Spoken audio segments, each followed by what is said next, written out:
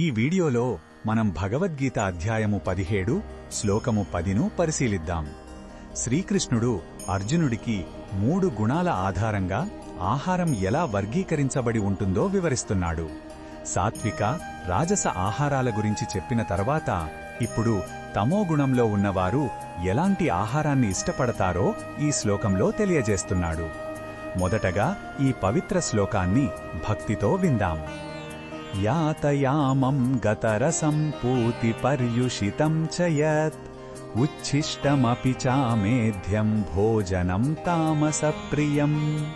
ఈ శ్లోకమర్థం ఏమిటంటే, వండిన తరువాత 3 గంటలకు మించి నిల్వ ఉంచినది, రుచిని కోల్పోయినది, దుర్వాసన వచ్చేది, పాచిపోయినది, ఇతరులు తిని వదిలేసిన ఎంగిలి పదార్థాలు మరియు మాంసం, మద్యం వంటి అపవిత్రమైన ఆహారం తమోగుణంలో ఉన్నవారికి ప్రియమైనది. ఇటువంటి ఆహారం జీర్ణించుకోవడానికి కష్టంగా ఉండి శరీరంలో మరియు మనస్సులో జడత్వాన్ని, బద్ధకాన్ని పెంచుతుంది.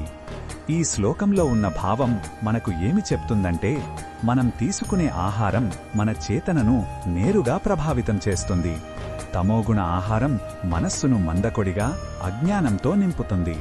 ఇది ఆధ్యాత్మిక పురోగతికి అడ్డంకిగా మారుతుంది. అందుకే ఆహార శుద్ధి మనోశుద్ధికి మొదటి మెట్టు అని శాస్త్రాలు చెబుతాయి. మన ఆహార ఎంపికల పట్ల మనం ఎంత జాగ్రత్తగా ఉండాలో ఈ శ్లోకం మనకు గుర్తు చేస్తుంది. ఈ బోధనను మన దైనందిన జీవితంలో ఎలా ఉపయోగించుకోవచ్చు అంటే, వీలైనంత వరకు తాజాగా వండిన ఆహారాన్నే తినాలి. నిల్వ ఉన్నా, పాచిపోయినా లేదా అతిగా ప్రాసెస్ చేసిన ఆహార పదార్థాలకు దూరంగా ఉండాలి. శుభ్రమైన, స్వచ్ఛమైన ఆహారం తినడం వల్ల మన ఆరోగ్యం మెరుగుపడటమే కాకుండా మన ఆలోచనలు కూడా స్పష్టంగా, సానుకూలంగా మారతాయి. ఇది మన పనులలో మరియు సంబంధాలలో మనల్ని మరింత చురుకుగా ఉంచుతుంది. మరిన్ని భగవద్గీత శ్లోకాల అర్థాన్ని తెలుసుకోవాలంటే మా తదుపరి వీడియోలను తప్పకుండా చూడండి.